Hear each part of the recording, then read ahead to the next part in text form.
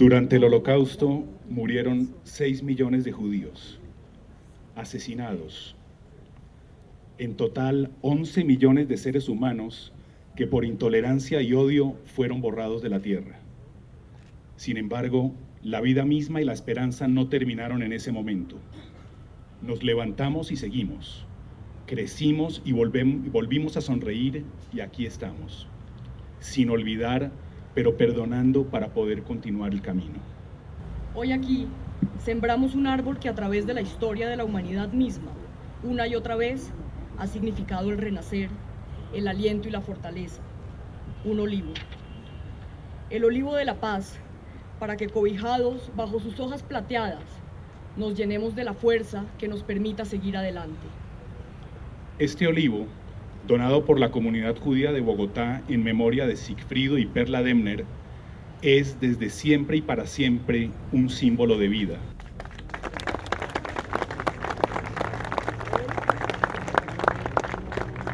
El día 27 de enero, conmemorado cada año por las Naciones Unidas como Día del Recuerdo de las Víctimas del Holocausto, fue el día de la liberación del campo de concentración de Auschwitz, una fábrica de muerte en que perecieron entre 1941 y 1945 al menos 1 millón de habitantes de la Polonia, de la Unión Soviética y de otros países de Europa.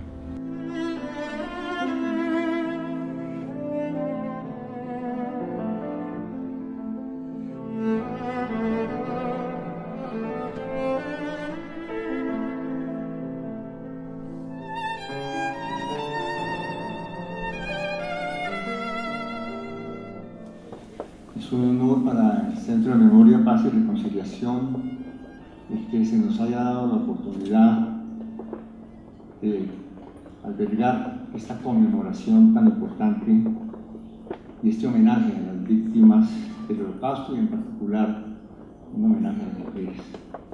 Es imposible hablar de mujeres y Holocausto sin que recordemos a Ana Frank, quien después de permanecer escondida en las habitaciones de atrás de su casa en Ámsterdam, protegida por Liv Gies, otra mujer que se lo jugó todo por tratar de salvarle la vida, murió a los 16 años en Bergen-Belsen. Su memoria se perpetuó entre nosotros. Hoy honramos la vida, la fortaleza y la esperanza que permitió que después del horror unos pocos continuaran el camino, salvados, escondidos, liberados. Honramos a todos aquellos que se jugaron la vida y en muchos casos la perdieron, para que otros pudieran continuar. Las mujeres en el Holocausto se jugaron sus sueños, su integridad, su vida, todo por defender sus principios, por salvar a sus hijos, a su familia y a sus compañeros de destino. A continuación, encenderemos 7 velas en su honor y en su memoria, 6 por cada uno de los millones de víctimas judías del Holocausto, y la 7ª por la esperanza de nunca más.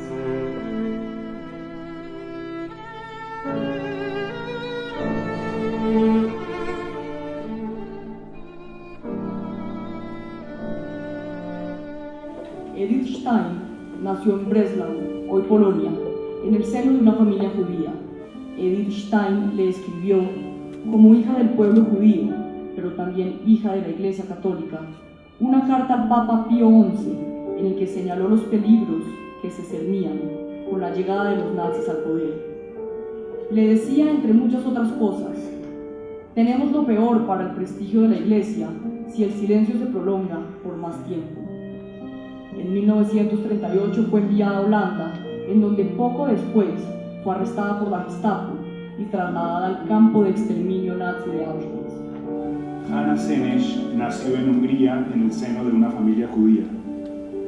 Tomó la decisión de integrar la resistencia durante la Segunda Guerra Mundial.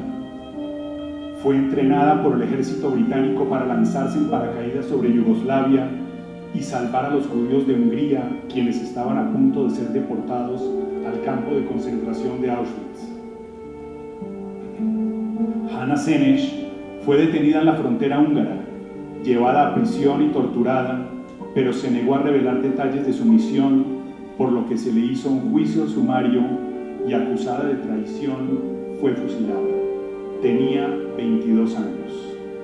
Giselle Perl trabajaba bajo las órdenes del doctor Mengele, quien le ordenó que pidiera a las mujeres embarazadas que se presentaran para recibir una ración extra de comida. Era una trampa. Las mujeres que habían sido identificadas como embarazadas fueron enviadas de inmediato a las cámaras de gas, y a algunas que eligió las usó para experimentos que llamaba científicos. En 1947 viajó a Nueva York. Se le interrogó como sospechosa de haber colaborado con los experimentos de Mengele, pero las propias sobrevivientes testificaron y aclararon que en realidad fue una heroína que logró salvar a cientos de mujeres de los horrores perpetrados por el médico alemán. Murió en Israel en 1988. Madeleine o Magdalena Truel nació en Perú. Era católica. Viajó a París, se graduó en filosofía en la Sorbona. Trabajó y se hizo cargo de varios niños judíos en casas de familia. Los nazis se llevaron a sus vecinos y desaparecieron a los niños que estaban a su cuidado. Se unió al movimiento de la resistencia y dentro de él se preparó como experta falsificadora de documentos, llegando a ser la mejor en su trabajo clandestino. En 1944 fue capturada, torturada, acusada de traición y trasladada como prisionera a Alemania al campo de Sachsenhausen. Las brujas de la noche, así llamaban los alemanes a las aviadoras militares del regimiento 588 de bombardeo nocturno de la Unión Soviética. Marina Raskova, una de esas brujas, fue condecorada como heroína de la Unión Soviética por varios récords en distancia de vuelo. Fue la primera mujer en recibirla y la única antes del inicio de la Segunda Guerra Mundial. Desde 1941 hasta el final de la guerra, las mujeres de este regimiento realizaron 23.672 misiones y lanzaron más de 3.000 toneladas de bombas. 23 brujas de la noche fueron condecoradas. La mayor Raskova falleció en una misión en 1943. El 27 de febrero de 1943, durante la operación Redada Final, los miembros de la SS y de la Gestapo detuvieron, con la intención de deportarlos a los campos de Polonia, a alrededor de 1.700 judíos, quienes fueron separados del resto y encerrados en el centro de la comunidad judía de la calle Rosenstraße. Eran judíos casados con alemanas no judías. Cuando las madres y esposas conocieron el paradero de sus seres queridos, se fueron concentrando en la calle Rosenstraße. Llegaron a reunirse más de 1.000. Gritaban pidiendo que les devolvieran a sus esposos. Al día siguiente, se les unieron alemanas de matrimonios no mixtos para apoyar a sus familiares, amigos y vecinos. Las autoridades alemanas ordenaron a los miembros de la SS disparar al aire para desalojar a las manifestantes. Ellas se quedaron allí. El régimen nazi decidió recompensar a los cuidadores de los campos de concentración con sexo, razón por la que se hicieron prostíbulos y obligaron a numerosas prisioneras judías a trabajar en ellos. En total, las SS abrieron 10 prostíbulos, los más grandes en Auschwitz y en Treblinka. En promedio, 2 meses después de su entrada a esos lugares, las mujeres eran asesinadas. Hoy tenemos más de 1.700 testimonios de la Fundación Shoah y de la Universidad del Sur de California, que incluyen referencias a agresiones sexuales, acoso, abuso, vejación sexual y violaciones dentro de los campos. Y seguramente las víctimas son muchas más, sumando las que nunca quisieron hablar y las que murieron antes de poder hacerlo. Hoy somos sus voces. Mujeres, lo dieron todo por salvar a los suyos, por sus hijos, por sus amados, por la continuidad de la vida, por ellas y porque hicieron la diferencia entre la muerte y la vida, en su honor y por su recuerdo. No permitiremos la negación, la repetición ni el olvido.